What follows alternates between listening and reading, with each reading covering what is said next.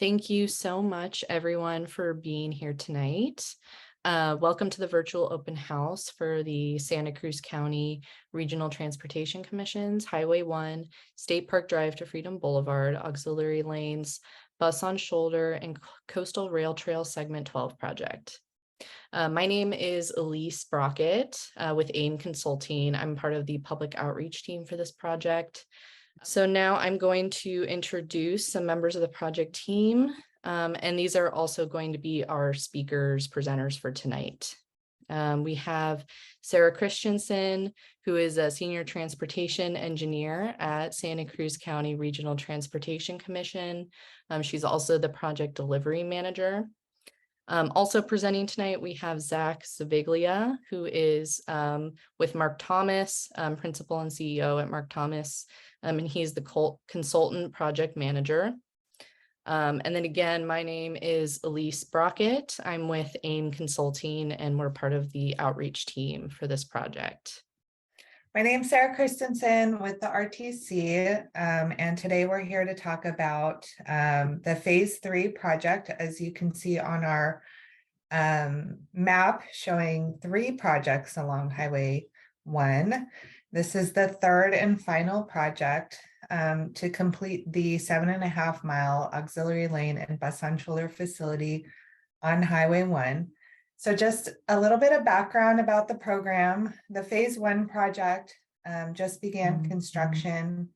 A couple of weeks ago, we broke ground on that project, and that project is between 41st Avenue and Soquel Drive and includes a bicycle and pedestrian overcrossing at Chanticleer Avenue.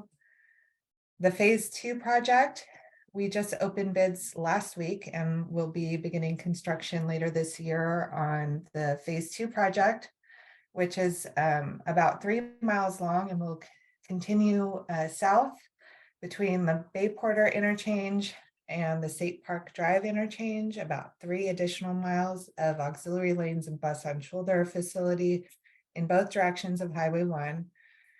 This project includes replacing the Capitola Avenue overcrossing and a new bicycle and pedestrian overcrossing at Mar Vista Drive. So these 2 projects are a couple of years ahead of the project that we're here to talk about today, which is the Phase 3 project. And this project includes auxiliary lanes and bus on shoulder facility from State Park Drive to Freedom Boulevard. And it also includes segment 12 of the Coastal Rail Trail, which is about a 1.25 mile segment of Coastal Rail Trail along the Santa Cruz Branch rail line.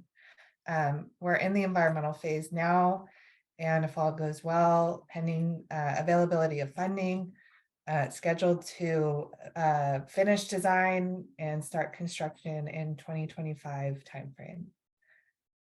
Next slide. Just want to provide a little bit more background about the Coastal Rail Trail. We have several projects under development. Segment 12 is shown in orange on the right side of your screen, about 1.25 mile section, and that is being proposed as part of this project, combined with the Highway 1 improvements. The City of Santa Cruz just finished up environmental review and is continuing with final design of segments 8 and 9, and that's on the left side of the screen in the blue teal color. And that project is scheduled to go to construction around 2026 timeframe. And then segment 10 and 11 are combined into one project being delivered by the County of Santa Cruz. And these projects all combined will provide a really great trail from Rio Del Mar all the way to actually Natural Bridges Drive, because there's a segment of rail trail that the City of Santa Cruz completed, which is segment 7. Phase 1 completed in 2020, and that goes from Natural Bridges Drive all the way to the Bay California intersection in Santa Cruz. And then under construction now is the Phase 2 project, which connects to segment 8 and 9. So a lot's going on. We also have another project on the North Coast between Wilder Ranch State Park all the way to Davenport, about 7.5 miles of coastal rail trail being delivered on the north coast of Santa Cruz along the branch line. And that is a really exciting project that could start construction as soon as next year, pending the funding and all of that. So a lot of projects happening. We're the one, I guess, to the south, right through Aptos Village, from Rio Del Mar Boulevard to State Park Drive. So really exciting work underway. Next slide. I'm going to talk a little bit about funding. So I mentioned our schedule is based on availability of funding for construction. So the Transportation Commission has committed about $70 million in Measure D funds. We also recently were awarded a federal mega grant fund of $30 million total. 26.7 million of that goes to this project. That's a really exciting news for this project, because only 9 projects in the whole country were awarded mega funds, and this project is one of them. So it's really great to have that support from the feds. And then we have pending grant applications still that hopefully we'll find out in the next couple of months to fully fund this project. So it is a large project. We are still pursuing grant funding, but that's our funding plan currently. Next slide. So just diving into a little more detail, what we're looking at is strip maps showing just this segment of the project. So on the left side of the screen, State Park Drive, the interchange with Highway 1 is shown.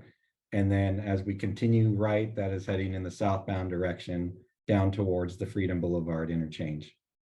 A couple things to highlight on this slide. One, if we just stick with the main line of Highway 1 first, what's shown in the blue color here is where there are going to be auxiliary lanes added to the main line. So auxiliary lanes connect on-ramps at one interchange to the off-ramp at the next interchange. The auxiliary lane is just there to provide for operational improvements. It helps with merging on and off the freeway. It's not there to add additional capacity to the freeway. It's mainly there as an operational enhancement, facilitating those movements on and off the freeway. So those are shown in blue on the slide here. There's also in this segment, the existing Moosehead Drive. There will be a realignment of Moosehead Drive. I'll get into a little more detail about that in a minute, but as the freeway is being widened, we do need to adjust that frontage road and move that back a little ways just to allow for the widening along the main line. In addition, there are also 2 sound walls that would be built. A little hard to see on the slide. You can see the locations here, again, along the southbound direction, just before we get to Moosehead Drive, crossing over the Aptos Creek. And then in the northbound direction, just before getting to the existing rail overcrossing, heading northbound towards State Park Drive.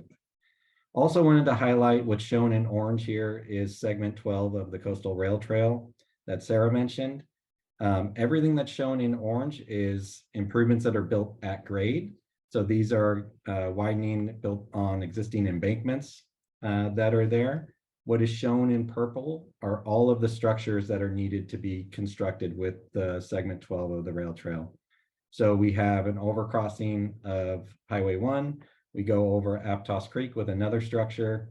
We come over to Valencia Creek after passing through Aptos Village. There's another structure going over Valencia Creek.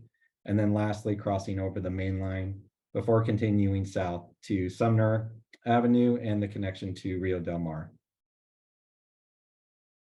So now on this next slide, we've just moved south just a little bit. This is where that other slide left off. So continuing south, you see the color that's along the main line changes a little bit. So what this is reflecting is that when we approach the existing interchanges, as I mentioned, the auxiliary lane ends at the off-ramp for the next interchange. It doesn't continue through the interchange. And so for the bus on shoulder improvements, what is shown in red is where the bus would actually operate on the shoulder. So the bus does not have to merge back into the traffic that's going through on the main line on the highway. The bus continues through the shoulder, and then what it does is it enters into the auxiliary lane on the other side of the interchange. So it really does help facilitate getting additional bus movements along the corridor. Santa Cruz is unique in the state to be able to operate buses on their shoulder. And so this is something that is a very key component of the project. It allows for providing more mobility along the main line without having to widen the freeway throughout this entire segment. So as we continue going southbound between the Rio Del Mar interchange and the Freedom Boulevard interchange, again, there are auxiliary lanes that are built in each direction. And I have some renderings later on that will show this in a little more detail. And as we approach Freedom Boulevard, again, the bus on shoulder facilities pick up where the buses would then continue on the shoulder through Freedom Boulevard, connecting to the other side of the interchange. Also, what's shown on green here, this is just for information. The county is looking at improvements along Soquel Drive. This is a separate project. It's not part of this project. We did want to highlight that this is something that is just being coordinated between the two projects, but it's not a component of this project that we're speaking about tonight. So just to give a little more context, again, it's hard to see at such a big scale on those strip maps. But as I mentioned, these top two cross sections just show areas along the main line where we're adding that auxiliary lane. So the freeway is actually being widened to allow one additional lane. And those are the lanes that connect, again, the off-ramp to the on-ramp at the adjacent interchange. So we have those shown in these top two cross sections. And then in the bottom two cross sections, these are locations where the freeway is not being widened, but the bus would operate on the shoulder, as I mentioned, passing through those interchanges. So again, the freeway is not being widened. The shoulder, there is enhancements on the shoulder to allow the bus to operate there, but not widening the facility. Same thing, I wanted to look at a couple cross sections. Excuse me for 1 second. Just wanted to look at a couple cross sections of the rail trail. So as we look at the area of the rail trail in general, the new trail is going to be built on the land side of the existing rail line for those that are familiar with the rail line. So in all of these sections, the existing rail line is shown there, and you can see the area where the trail would be built adjacent to the rail corridor.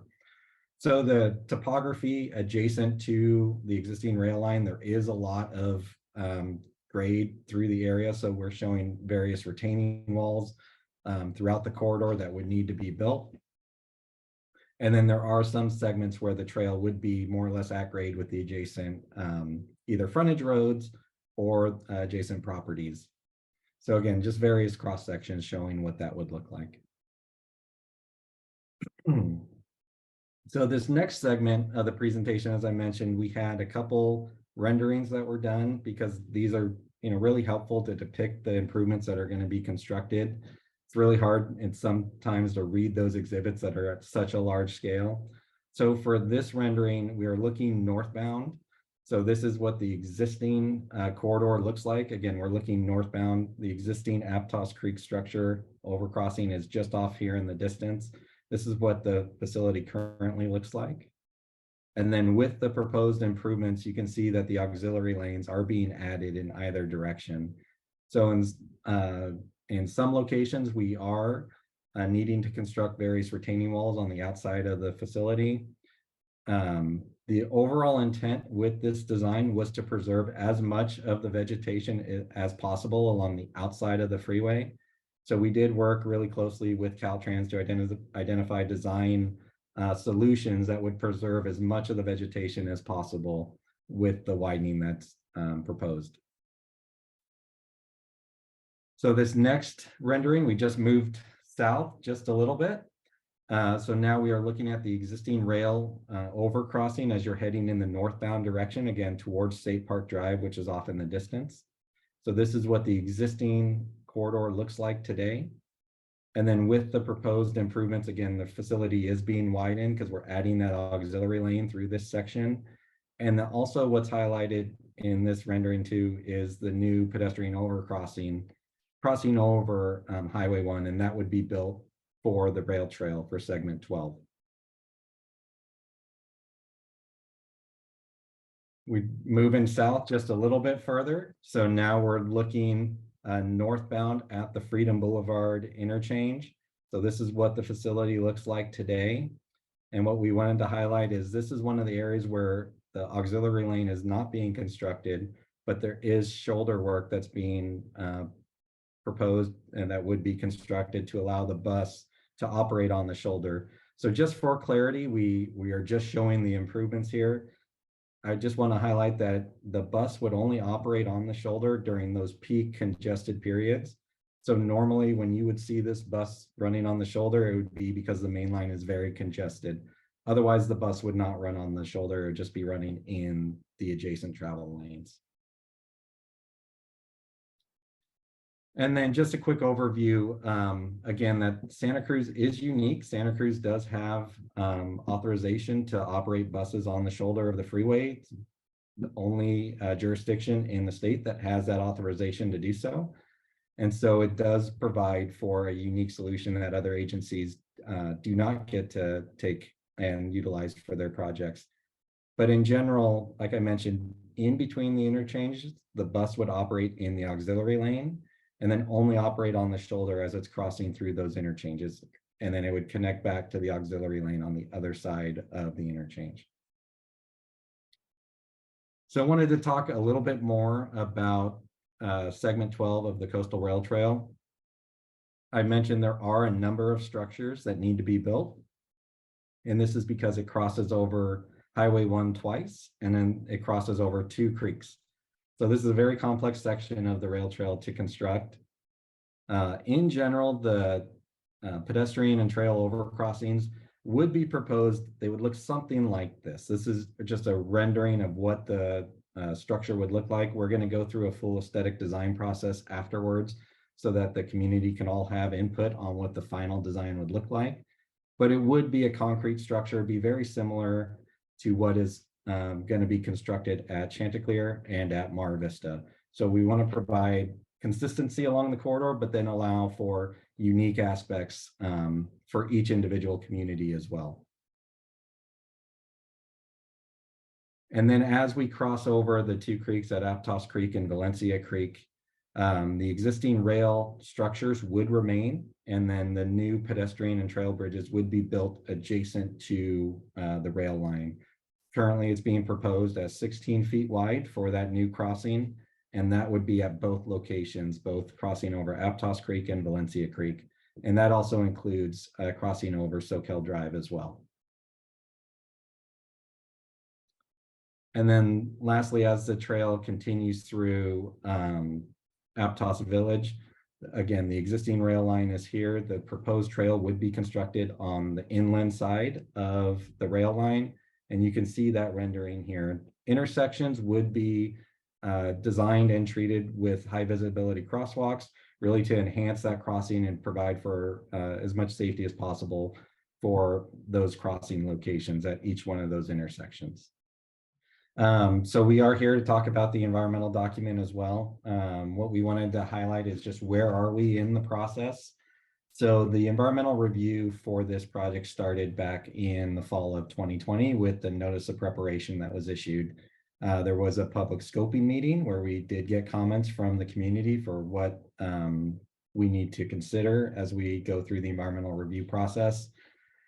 Between fall of 2020 and where we are today, we prepared all of the environmental technical studies and prepared the draft environmental impact report and environmental assessment that was released. And so where we are is right here. We are currently at the review period for the environmental document.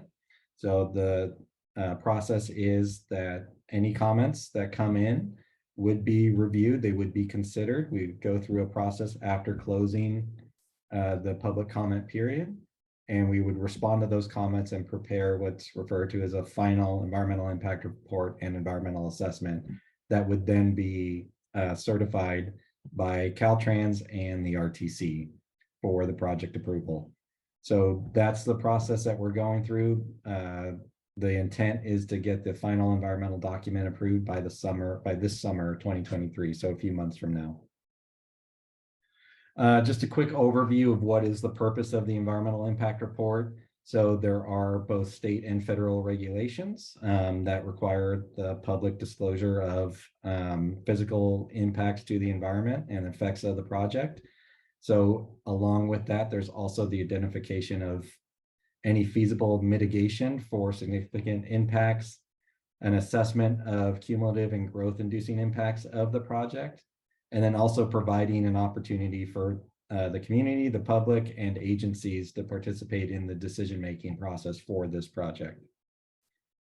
There are a lot of topics covered in the environmental impact report. So if you go online and take a look at the report, these are all of the sections that are covered in there. So coastal zone, growth, traffic, transportation, visual aesthetics, floodplain impacts, water quality, paleontology, hazardous waste, air quality, noise, energy, biological environment, cumulative impacts, and then climate change. These are all subchapters of the environmental impact report.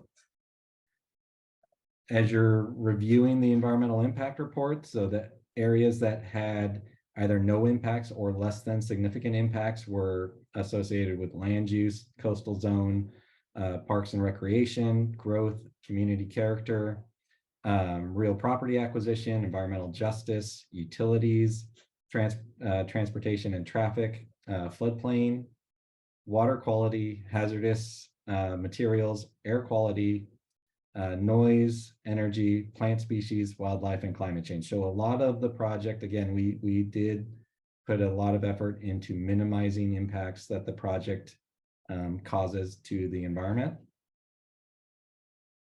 There were 3 areas identified with less than significant impacts with mitigation.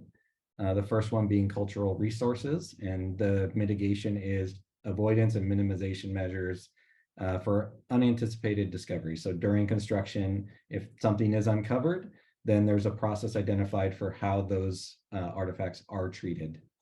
For paleontological resources, again, there is a mitigation measure that covers how anything is covered in construction if anything is identified during excavation when the project is being built. And then for biological resources, there are avoidance and mitigation measures to reduce impacts to various species and reduce impacts to sensitive habitats. So a lot of it is looking at constructing retaining walls to reduce impacts down into the creek areas, or looking to protect as many trees as possible. So those are all various elements that were done, incorporated in with this mitigation measure.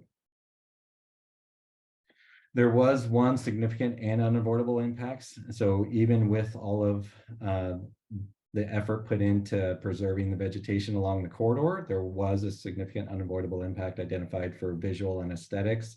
And it's because Highway 1 is an eligible state scenic highway. So the project, like I mentioned, would protect to the maximum extent feasible the vegetation along the highway, and then would be also including replanting within the requirements of both the county and any resource agencies for any trees that are removed for the project. So that is identified as a significant and unavoidable impact, even with those measures included.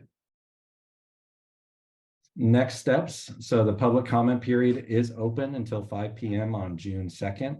So as was mentioned at the start of the meeting, all comments should be directed to Laura Bertania at Caltrans. So Laura's address is here, as well as her email address. And this is also available on the RTC's website. So any comments, please submit those in writing to Laura, and that period is open until June 2nd, 2023. Great, thank you. So just some next steps for this project. Right now, the environmental portion is looking to be complete this summer of 2023. We're looking at final design, which is ongoing, and it looks like it's going to be done in spring of 2025.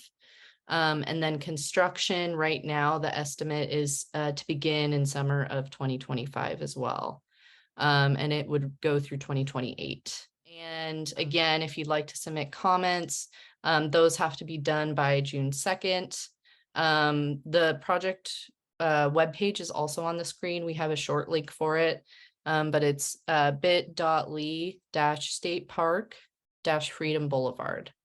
And that is case sensitive. All right, well, thank you so much, everyone, for coming. Zach or Sarah, would you like to say any closing remarks before I wrap this up? No, just tell your neighbors, your friends, anyone who's interested in this project that there's another bite at the apple on Thursday, and come see us at Rio Sands Hotel. So we really appreciate all your attendance and interest in this project.